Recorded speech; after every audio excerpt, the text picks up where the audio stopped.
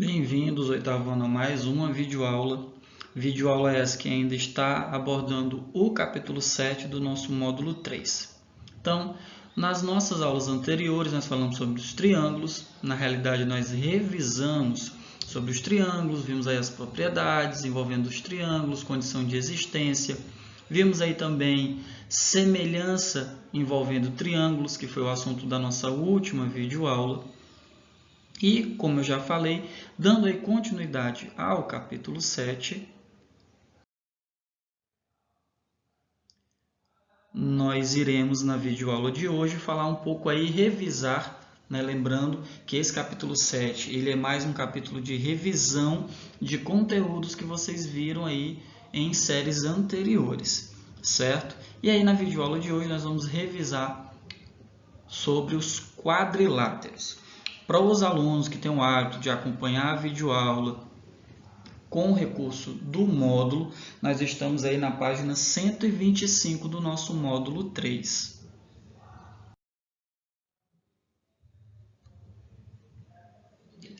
Então, turma, como eu falei, em anos anteriores, vimos que os quadriláteros são polígonos. Por que eles são polígonos?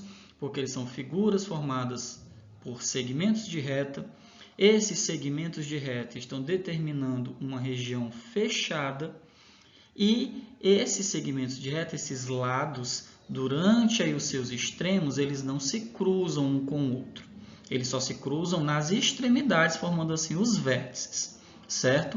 Então, os quadriláteros são polígonos que têm 4 lados, 4 vértices e 4 ângulos internos. Lembre que eu já falei para vocês que nos polígonos a quantidade de lados, vértices e ângulos serão iguais. Nos quadriláteros, eles apresentarão 4 lados, 4 vértices e 4 ângulos internos e 4 ângulos externos.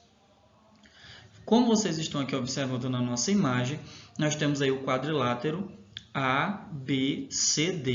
Lembrem-se que para identificarmos a imagem, o polígono, nós utilizamos aí os vértices, certo? Por que esses vértices são representados por letras maiúsculas do nosso alfabeto?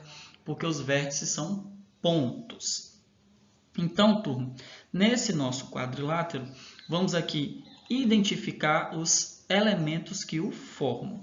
Então, nós temos aqui os 4 lados, como eu já falei anteriormente, o lado AB, o lado BC, o lado CD e o lado AD.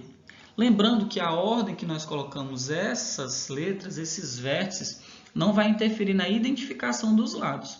Eu posso muito bem dizer lado AD como lado DA, que eu não vou estar aí alterando a identificação do lado, certo? Vamos agora aí para os 4 vértices. Temos aqui, turma, o vértice A, vértice B, vértice C e o vértice D. Vamos agora aí para a identificação dos 4 ângulos internos. Lembrando que eles podem ser representados por letras minúsculas, como é o caso aqui, ou por letras maiúsculas. Contanto, turma, que sobre essas letras nós colocamos aqui, ó, essa identificaçãozinha aqui, esse símbolozinho aqui, ó, como se fosse o sinal do circunflexo, para identificarmos dessa forma que estamos nos referindo a ângulos. Então, turma, temos aqui o ângulo A, que é interno, B, C e D. Não podemos esquecer da existência dos ângulos externos. Como o nome sugere, né, eles são ângulos que estão na parte externa da imagem, ou seja, fora da imagem. Então, nós temos aqui, ó, o ângulo E, o ângulo F, o ângulo G e o ângulo H, 4 ângulos externos.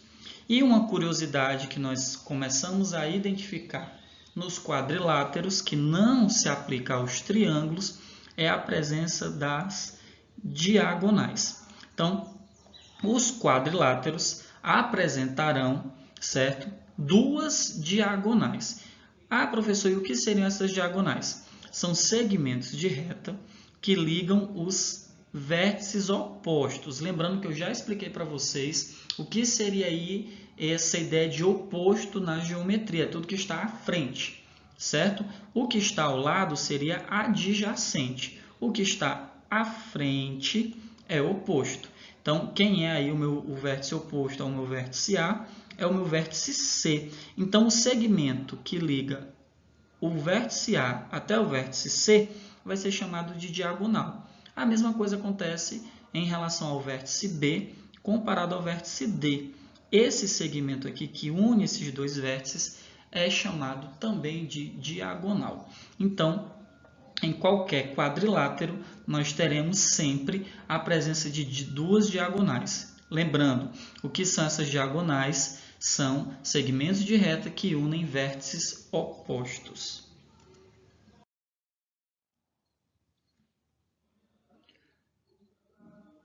Outra característica pertencente aos quadriláteros vai estar ao fato de somarmos os seus ângulos internos. Quando nós falamos sobre os triângulos, nós aprendemos que a soma dos ângulos internos de qualquer triângulo sempre vai resultar em 180 graus. E olha só que interessante, turma. Quando nós traçamos uma das duas diagonais em um quadrilátero, nós observamos que essa diagonal vai dividir o nosso quadrilátero em dois triângulos.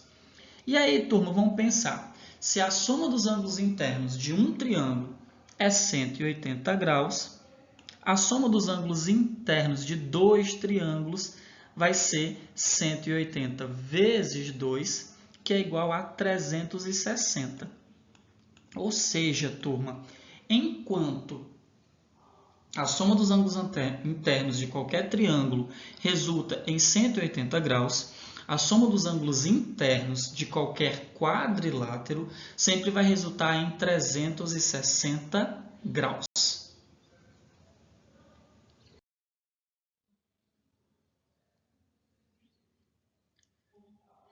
E aí, turma, quando nós estamos falando aí, quando nós citarmos os lados dos quadriláteros, por conta aí da medida dos lados que os quadriláteros apresentam, eles podem ser classificados em paralelogramo ou trapézio.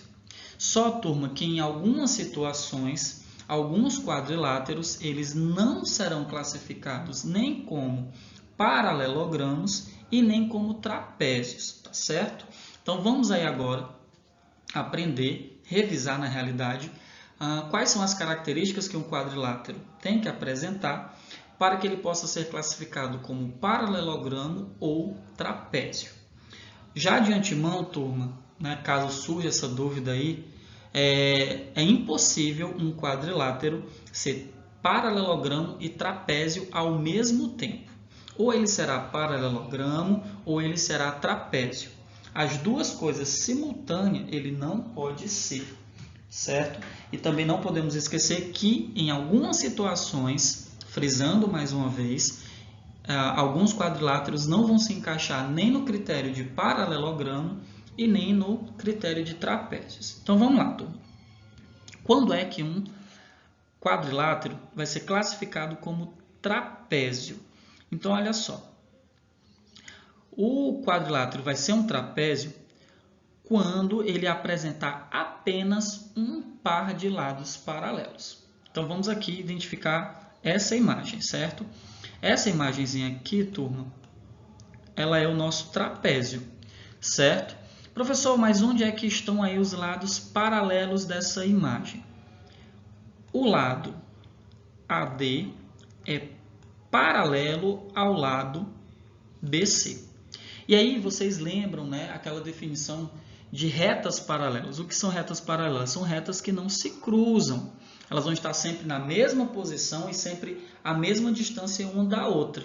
Aí o aluno vai dizer assim, professor, mas então o lado AB e o lado DC também vão ser classificados como paralelos, porque eles não estão se cruzando. E aí, galerinha, lê do engano. Eles estão se cruzando sim, ó, porque se nós darmos continuidade ao lado DC e ao lado AB, observa que nesse ponto aqui eles se cruzaram. E isso não vai acontecer em momento algum com o lado AD ou com o lado BC. Eu posso prolongá-los na medida que for, mas eles não irão se cruzar, certo? Então, quando um quadrilátero apresentar apenas um par de lados paralelo, né? Um par de lados paralelos, nós o classificaremos como trapézio, certo? É só vocês aí observarem que o trapézio é como se ele fosse um triângulo onde eu tirei uma parte dele, tá vendo? É como se originalmente ele fosse um triângulo, eu fui aqui, cortei e retirei essa parte, o que sobrou formou um trapézio. E isso acontece porque, obrigatoriamente, os trapézios terão apenas um par de lados paralelos. No caso dos paralelogramos, olha que interessante. O quadrilátero será classificado como paralelogramos quando ele tiver dois pares de lados paralelos. Então, pela definição da explicação aqui anterior, vocês já sabem que o lado AD e o lado BC são paralelos. A mesma coisa, turminha, vai acontecer com o lado AB, se eu der continuidade a ele aqui, ó, em relação ao lado CD. Ó, diferente do exemplo anterior, eles não irão se cruzar. Então, quadriláteros com dois pares de lados paralelos serão classificados como paralelogramos. Olha o nome já diz, paralelogramos. São quadriláteros com dois pares de lados paralelos. Trapézio serão quadriláteros com apenas um par de lados paralelos. E aquela dicasinha que eu dei para vocês, né, ela sempre vai ser válida em relação aos trapézios. É como se ele fosse o resultado de um triângulo onde eu retirei ali parte deste triângulo, transformando então esse triângulo em um quadrilátero. Se eu tiro parte de um triângulo e transformo esse triângulo em um quadrilátero, esse quadrilátero com certeza será um trapézio. E aí, turma, lembrem que eu falei para vocês que alguns quadriláteros não se encaixam nem no quesito de trapézio e nem no quesito de paralelogramo, que é justamente o caso aí dessas imagens que eu estou mostrando agora. Observa que nessas quatro imagens eu nem tenho um par de lados paralelos e muito menos dois pares de lados paralelos. Então, galerinha, nessa nossa situação aqui, essas quatro imagens serão classificadas apenas como quadriláteros. Quadriláteros esses que nem se aplicam ao quesito trapézio e nem ao quesito paralelogramo. Então, turma, estamos aí finalizando mais uma videoaula. As páginas que vocês irão aplicar o conhecimento que foi absorvido, vamos dizer assim, na videoaula de hoje são as páginas 126, 127, 128 e 129 do nosso módulo 3. Turma, as questões referentes a essas quatro páginas, elas vão abordar muito, né, aquela situação da soma dos ângulos internos de um quadrilátero. Lembrem-se, a soma dos ângulos internos de qualquer quadrilátero sempre vai ser 360 graus. Outro detalhe, turma, para resolver essas atividades, essas questões, vocês vão precisar do recurso das equações. Então, caso vocês apresentem dificuldade nessa resolução, é porque vocês estarão aí apresentando dificuldade em resolução de equações. Então, revisem, pesquisem, certo? Esse assunto também, resolução de uma equação do primeiro grau. certo? Caso seja necessário, eu pego aí uma videoaula só para revisar esse tipo de situação, certo? Que situação, professor? Revisão de resoluções de equações do primeiro grau, porque vocês vão precisar muito desse conhecimento para resolver as questões referentes à videoaula de hoje. Então, turma, forte abraço e até a nossa próxima videoaula.